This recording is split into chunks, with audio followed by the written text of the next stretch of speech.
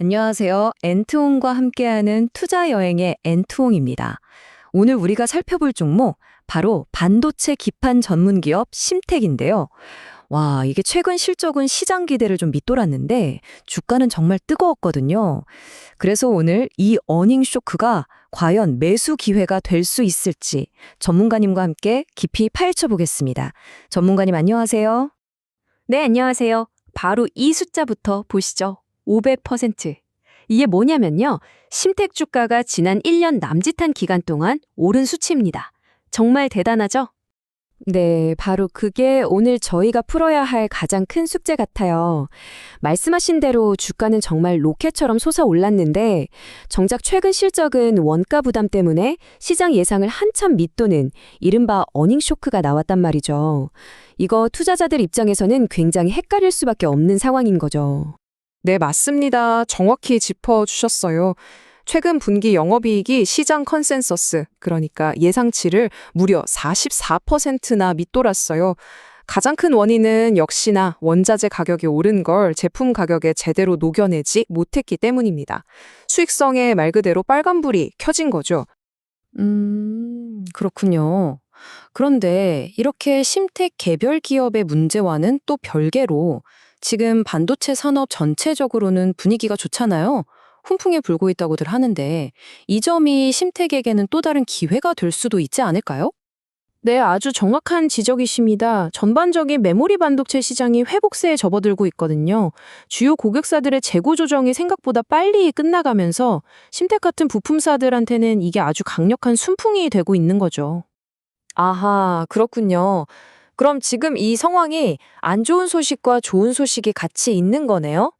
자, 그럼 우리가 심택의 미래를 좀 긍정적으로 볼 수 있는 구체적인 이유들, 그러니까 성장 엔진은 뭐가 있을지 하나씩 좀 짚어주시죠. 네. 증권가에서 심택의 미래를 밝게 보는 데에는 크게 세 가지 이유가 있습니다. 첫째는 정말 극적인 실적 턴어라운드가 기대된다는 점. 둘째는 제품 라인업이 고부가 가치 중심으로 바뀌고 있다는 거고요. 그리고 마지막으로 이 모든 게 딱 맞아 떨어졌을 때 나타날 수 있는 폭발적인 레버리지 효과 때문입니다. 자, 첫 번째, 실적 턴어라운드부터 한번 볼까요? 표를 보시면 극적이라는 말이 정말 딱 어울립니다. 2023년, 2024년에는 각각 마이너스 88억, 마이너스 47억 원이라는 큰 적자를 기록할 것으로 보이는데 2025년부터 바로 흑자로 돌아서서 2026년에는 무려 1,250억 원의 영업이익을 낼 걸로 예상이 돼요. 이 변화 엄청나죠? 와, 정말 V자 반등이네요.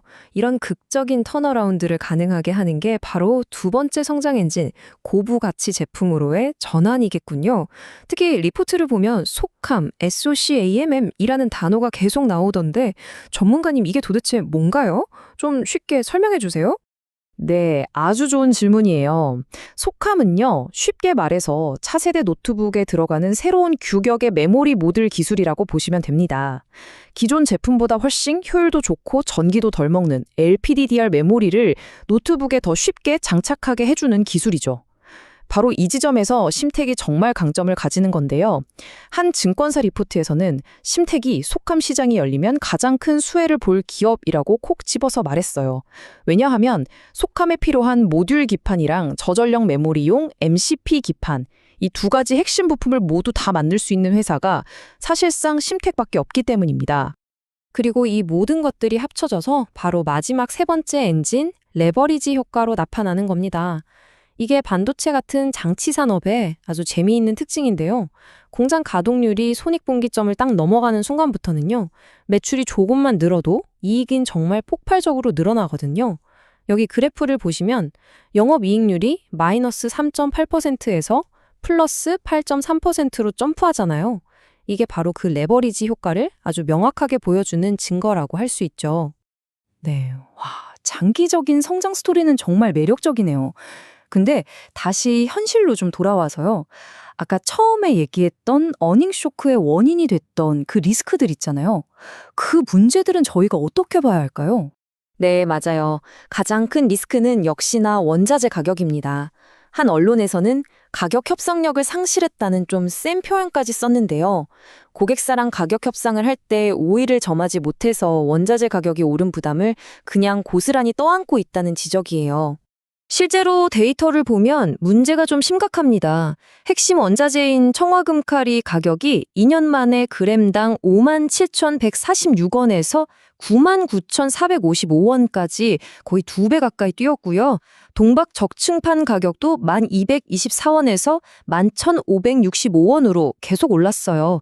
이 비용 압박을 어떻게 풀어낼지가 단계적으로는 가장 큰 숙제인 거죠. 원자재 가격이 정말 부담이 크겠네요. 그리고 또 하나, 제가 보기엔 리스크가 바로 이 주가 자체인 것 같기도 해요. 1년 만에 500%나 급등했으니까요. 단기간에 너무 오른 거 아니냐, 과열 아니냐, 이런 부담감도 분명히 있을 것 같거든요. 자, 그럼 전문가님, 지금까지 나온 긍정적인 요인과 부정적인 요인들을 다 합쳐봤을 때 우리는 신택의 미래를 어떻게 봐야 할까요? 이 단기적인 변동성이랑 장기적인 성장성 사이에서 어떻게 균형을 잡아야 할지 그게 제일 궁금합니다. 네, 여러 증권사 리포트들을 종합해 보면요. 핵심 메시지는 결국 하나로 모아집니다. 바로 2025년보다 2026년에 주목하라는 거예요.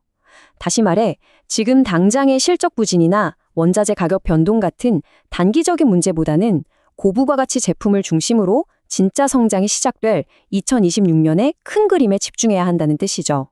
정리해드리자면 이렇습니다. 단기적으로는 원자재 가격 부담, 그리고 주가 변동성이라는 리스크가 분명히 있습니다. 하지만 중장기적으로 봤을 때는 속함 같은 고부가 가치 제품을 앞세워서 본격적으로 실적이 성장하는 스토리가 기다리고 있다는 거죠. 네, 전문가님 덕분에 신택을 둘러싼 기대와 우려가 머릿속에 딱 정리되는 느낌입니다. 결국 단기적인 변동성을 견디고 장기적인 성장성을 믿을 것이냐, 아니면 현재의 리스크에 좀 더 무게를 줄 것이냐, 이 판단이 남은 거네요. 네, 오늘 나눈 이야기를 제가 세 줄로 딱 요약해드리겠습니다. 첫째, 주가는 500%나 크게 올랐지만 원자재 가격 부담 때문에 최근 수익성은 안 좋았습니다. 둘째, 하지만 반도체 시장이 회복되고 있고 고부가 가치 제품으로 전환하면서 2026년에는 본격적인 턴어라운드가 기대됩니다. 마지막으로, 그렇기 때문에 투자자 입장에서는 단기적인 변동성 리스크와 장기적인 성장 가능성, 이 두 가지를 함께 보셔야 한다는 점 꼭 기억해 주세요.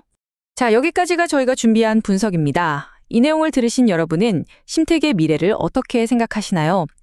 오늘 내용을 바탕으로 여러분의 자유로운 의견을 댓글로 남겨주시면 다른 분들께도 정말 큰 도움이 될 것 같습니다. 오늘 내용이 여러분의 투자에 조금이라도 도움이 되셨다면 좋아요와 구독으로 저희 엔트움과 함께하는 투자 여행에 큰 힘을 보태주시면 정말 감사하겠습니다. 마지막으로 본 분석은 어디까지나 정보 제공을 위한 것이고요. 특정 종목에 대한 매수나 매도 추천은 절대 아니라는 점 다시 한번 알려드립니다. 모든 투자에 대한 최종 판단과 책임은 투자자 여러분 본인에게 있다는 점 잊지 마세요. 지금까지 엔트롱이었습니다. 감사합니다.